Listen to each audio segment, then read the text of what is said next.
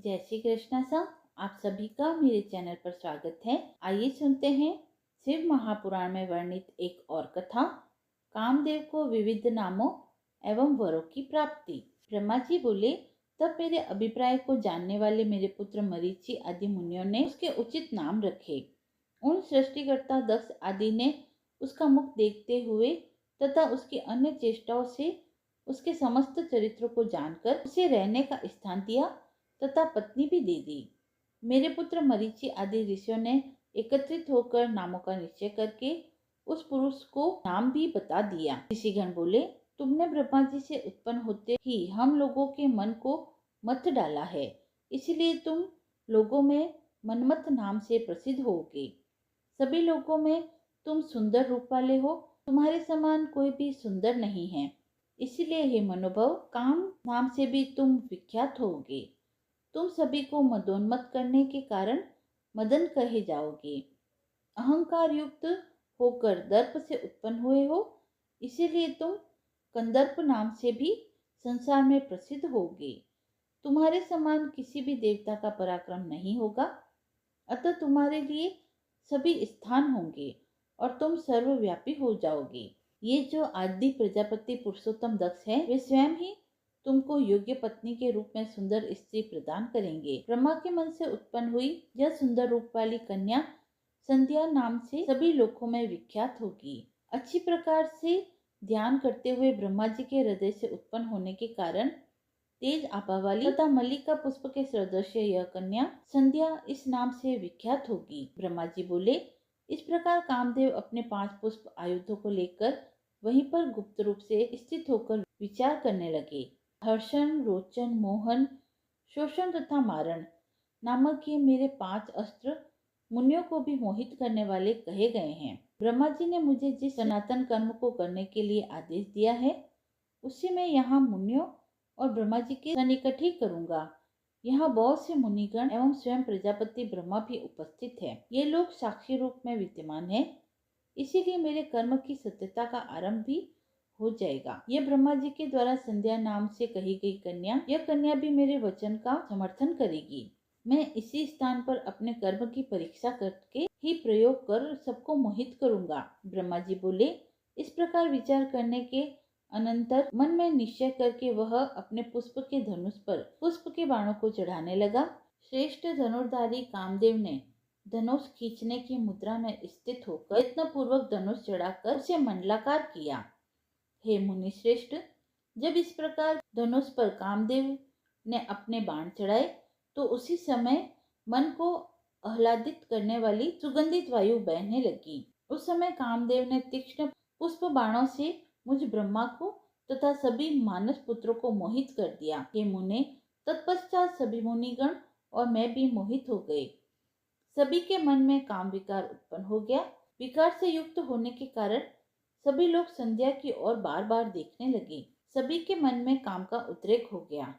उस कामदेव ने सभी को बार बार मोहित करके जिस किसी भी तरह से वे काम विकार को प्राप्त हो, वैसा उन सबको कर दिया। उस स्त्री को देखकर जब मैं ब्रह्मा उन्मत्त इंद्रियों वाला हो गया, उस समय मेरे शरीर से 49 भाव उत्पन्न हो गए। काम बाण के प्रहार से उन सभी के द्वारा देखी जाती हुई वह संध्या भी अपने कटाक्षों के आवरण से अनेक प्रकार से भाव प्रकट करने लगी। स्वभाव से सुंदर वह संध्या मन से उत्पन्न उन भावों को प्रकट करते हुए छोटी छोटी लहरों से युक्त गंगा की तरह सुशोभित होने लगी। हे मुने, इस प्रकार के भाव से युक्त संध्या को देखकर मैं ब्रह्मा उसकी अभिलाषा करने लगा। हे द्विश्रेष्ठ, तब मरीचि, अत्रि आदि सभी मुनि तथा दक्ष प्रजापति आदि विकृत इंद्रियों वाले हो गए। दक्ष, मरीचि आदि ऋषियों तथा मुझे और संध्या को भी विकार से युक्त देखकर कामदेव को अपने कार्य पर विश्वास हो गया। अब कामदेव के मन में यह विश्वास हो गया कि ब्रह्मा जी ने मुझे जिस कार्य के लिए आदेश दिया है, मैं वह कार्य करने में पूर्ण रूप से सक्षम हूँ। ब्रह्मा जी के पुत्र धर्म ने अपने पिता तथा भाइयों की ऐसी दशा देखकर धर्म की रक्षा करने वाले भगवान सदाशिव का स्मरण किया। धर्म ने धर्मपालक शिव जी का मन से स्मरण कर दीन भाव से युक्त होकर अनेक प्रकार के वाक्यों से उनकी स्तुति की। धर्म बोला, हे देवादिदेव, हे महादेव, हे धर्मपाल, आपको नमस्कार है। शंभो, सृष्टि पालन तथा विनाश करने वाले आप ही है। हे प्रभु, आपने निर्गुण होकर भी रज सत्व तथा तमोगुण से सृष्टि कार्य के लिए ब्रह्मा, पालन के लिए विष्णु तथा प्रलय के लिए रुद्र स्वरूप धारण किया है। हे प्रभु, आप शिव तीनों गुणों से रहित, प्रकृति से परे, तुर्यावस्था में स्थित, निर्गुण, निर्विकार तथा अनेक प्रकार की लीलाओं में प्रवीण हैं। हे महादेव, इस भयंकर पाप से मेरी रक्षा कीजिए, रक्षा कीजिए। इस समय मेरे पिता और मेरे भाई पाप बुद्धि वाले हो गए हैं। ब्रह्मा जी बोले, धर्म के द्वारा परमात्मा प्रभु की जब इस प्रकार स्तुति की गई, तब वे आत्मभूत शिव धर्म की रक्षा करने के लिए वहीं प्रकट हो गए। वे शंभु आकाश में स्थित होकर मुझ ब्रह्मा तथा दक्ष आदि को इस प्रकार से मोहित देखकर मन ही मन हंसने लगे। हे मुनि श्रेष्ठ, उन सबको साधुवाद देकर और बार बार हंसकर मुझे लज्जित करते हुए वे वृषभ ध्वज यह कहने लगे। शिव जी बोले, हे ब्राह्मण, अपनी कन्या को देखकर आपको कैसे ऐसे भाव उत्पन्न हो गए? वेदों का अनुसरण करने वालों के लिए यह उचित नहीं है। बुद्धिमान को चाहिए कि माता, भगिनी, भातृपत्नी तथा कन्या को समान भाव से देखे, इन्हें कदापि कुदृष्टि से न देखे। वेद मार्ग का यह सिद्धांत तो आपके मुख में स्थित है। हे विदे, आपने काम से उत्पन्न होते ही उसे कैसे विस्मृत कर दिया? हे चतुरानंद, आपके मन में धैर्य जागरूक रहना चाहिए।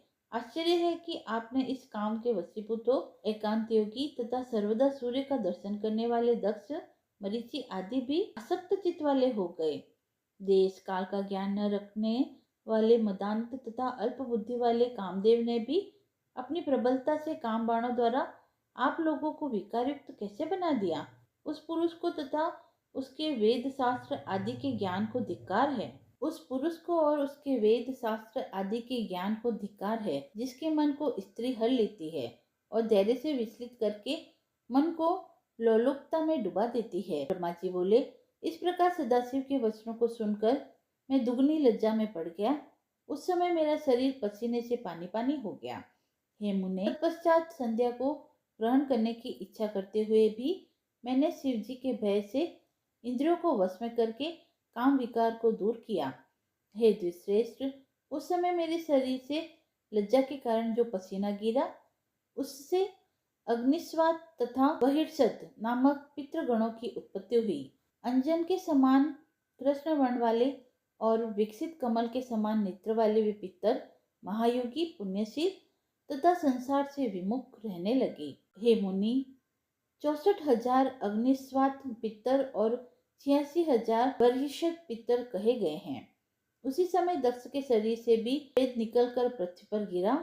उससे समस्त गुण संपन्न परम मनोहर एक स्त्री की उत्पत्ति हुई। उसका शरीर सूक्ष्म था, कटि प्रदेश सम था, उसके दांत परम सुंदर थे और वह तपे हुए सोने के समान कांति से दीप्यमान हो रही थी। वह अपने शरीर के समस्त अवयवों से बड़ी मनोहर प्रतीत हो रही थी तथा उसका मुख कमल पूर्ण चंद्रमा के समान था।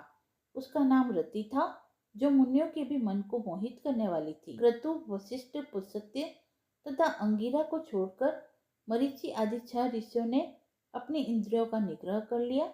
हे मुनिश्रेष्ठ, इन क्रतु आदि 4 ऋषियों के द्वारा दूसरे पितृगणों की उत्पत्ति हुई। इन पितरों में सोमपा, अज्यपा, शुकालिन तथा हविष्यमान मुख्य है। ये सभी पुत्र कव्य को धारण करने वाले कहे गए हैं। क्रतु के पुत्र सोमपा नामक पितृ, वशिष्ठ के पुत्र सुकाली नामक पितृ, पुलस्त्य के पुत्र आज्यपा तथा अंगिरा के पुत्र हविष्यमान नामक पितृ के रूप में उत्पन्न हुए।